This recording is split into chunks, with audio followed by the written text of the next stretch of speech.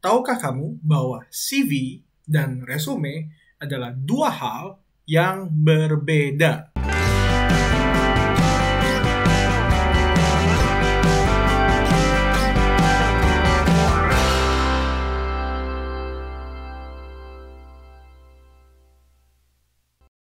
Resume berbeda dengan CV. Resume dibangun untuk merangkum kompetensi kamu. CV dibentuk berdasarkan portofolio kamu secara lengkap dan komprehensif, sehingga resume hanya satu lembar, CV bisa berlembar-lembar. Di hari ini, kita akan melihat resume yang efektif. Ini resume yang saya gunakan untuk mendapatkan interview di salah satu lembaga konsultasi di Jakarta. Pada akhirnya, saya mendapatkan pekerjaan tersebut. Resume ini saya bangun berdasarkan rekomendasi Amanda Agustin, seorang career expert, dan rekomendasi dari Universitas Harvard. Untuk membaca kedua artikel tersebut, saya taruh di bagian deskripsi dan di bagian komentar. Pertama-tama yang bisa langsung kalian perhatikan adalah di resume saya tidak menaruh foto sama sekali, baik di kanan, di kiri, di bawah, tidak ada foto sama sekali. Kenapa saya tidak menaruh foto? Alasannya, karena saya tidak mau ada prasangka buruk atau baik dari HR yang membaca resume saya. Karena selayaknya manusia, saat kita melihat foto orang, kita langsung memiliki prasangka, apakah orang ini baik, apakah orang ini buruk, dan seterusnya. Jadi supaya tidak ada bias-bias atau tendensi atau prasangka tersebut, saya tidak menaruh foto sama sekali. Berikutnya, data diri. Nama ditaruh di paling atas, email untuk dihubungi, nomor telepon untuk dihubungi, ini tempat tinggal ya, tempat tinggal. Berikutnya, LinkedIn juga untuk dihubungi. Pada saat melihat ini, HRD langsung tahu, oh, nama si ini adalah Muhammad Ahwi Karuniado, saya bisa menghubungi dia melalui email atau nomor telepon atau LinkedIn, dan dia tinggal di daerah Jakarta. Setelah data diri, masuk ke bagian pendidikan kamu. Tulislah hanya pendidikan terakhir saja, jangan tulis dari SD, SMP, SMA, jangan. Cukup tulis yang paling terakhir saja. Masuknya kapan dan kamu lulusnya kapan, di tahun berapa. Untuk bagian IPK nih, tulis kalau misalnya IPK kamu mendapatkan cum laude atau ke atasnya gitu loh, di atas 3,5 ke atas misalnya. Saya tidak menulis IPK saya, karena IPK saya hanya 3,0. Rendah banget ya. Setelah bagian pendidikan, masuk ke bagian pengalaman kerja. Perhatikan baik-baik ya, pengalaman kerja itu ditulis, jadi yang terakhir kali kamu kerja sebagai apa, ya tulis itu paling atas gitu loh, bawahnya melanjuti.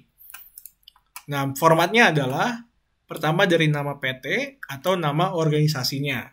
Dari kapan dan sampai kapan. Definisi atau apa sih yang dilakukan perusahaan atau organisasi tersebut kamu tulis sebisa mungkin dalam satu kalimat saja sehingga sangat-sangat hemat dalam penggunaan satu halaman ini. Dan langsung to the point berarti kan, kalau misalnya kita nulisnya hemat ya berarti tulisan kita harus sangat-sangat to the point gitu. Setelah definisi atau kegiatan dari perusahaan tersebut, masuk ke bagian bawahnya adalah posisi kamu di perusahaan atau organisasi tersebut. Dan di bawahnya tulis pencapaian kamu apa. Ingat ya, tulisnya itu hanya pencapaian kamu saja. Jangan tulis peran atau tanggung jawab. Cukup kuantitas kontribusi kamu di perusahaan atau di organisasi tersebut. Karena kalau kita ngomongin peran kamu atau tanggung jawab kamu apa, misalnya kamu tulis seorang sales ya, orang langsung mengerti gitu loh. Kamu tugasnya jualan, ya jangan dijelaskan lagi dong mengenai jualan gitu. Tapi tulislah pencapaian kamu apa selama kamu menjadi penjualan tersebut, tenaga penjual tersebut gitu. Ingat ya, tulisnya hanya pencapaian dan pastikan pencapaian kamu itu ada angkanya. Ada angkanya, ada angkanya, ada angkanya. Dengan begitu, waktu HR melihat, oh ternyata kontribusi kamu kalau dinilai atau dikuantitaskan akan seperti ini loh, seperti ini. Jadi sangat-sangat spesifik dan sangat-sangat jelas. Begitu juga di pengalaman kerja kamu sebelumnya. Tulis nama organisasi atau PT, dari kapan sampai kapan, definisi atau kegiatan dari perusahaan atau organisasi tersebut, jabatan kamu apa, dan pencapaian kamu apa. Setelah pengalaman kerja, kita turun ke bawah ke bagian organisasi. Organisasi sebisa mungkin taruh organisasi yang kamu ikuti yang di luar dari kampus. Contohnya nih, saya mengikuti Toastmaster Internasional. Dan format penulisannya juga sama seperti penulisan pengalaman kerja kamu. Ini nama organisasinya, dari kapan sampai kapan, pencapaiannya apa. Tapi perhatikan baik-baik, di sini saya melakukan sebuah kesalahan. Saya tidak menaruh definisi atau kegiatan dari Toastmaster Internasional. Jadi ya, sorry nih HR yang ngebaca resume gue kemarin. Setelah pengalaman organisasi, masuk ke pencapaian akademik. Tulislah hanya 2-4 saja, yang sangat-sangat penting.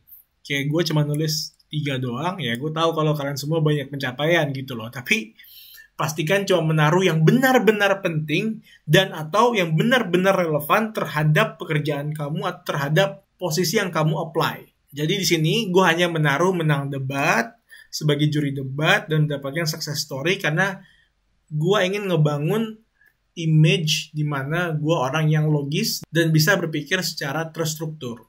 Karena kan gue apply untuk mendapatkan posisi di lembaga konsultasi. Nah, selesai tuh.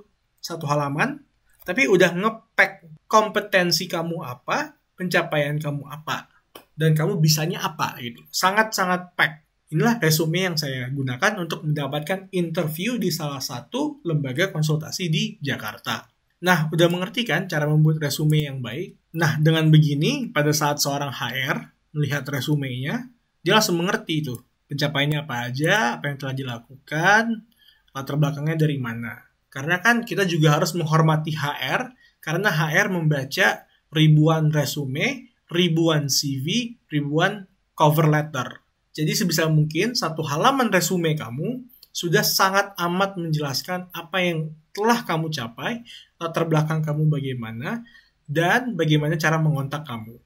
Apakah kalian ada masukan, misalnya dari teman-teman HR yang melihat, wah ini resumenya sangat-sangat nggak cocok dan segala macam. Tulis aja kritik kalian di kolom komentar, ntar saya baca dan akan saya respon selayaknya. Oke, segitu saja untuk episode kali ini. Kalau kalian suka, tolong di-subscribe, di komen, di-like, di-share. Terima kasih telah menonton video kali ini.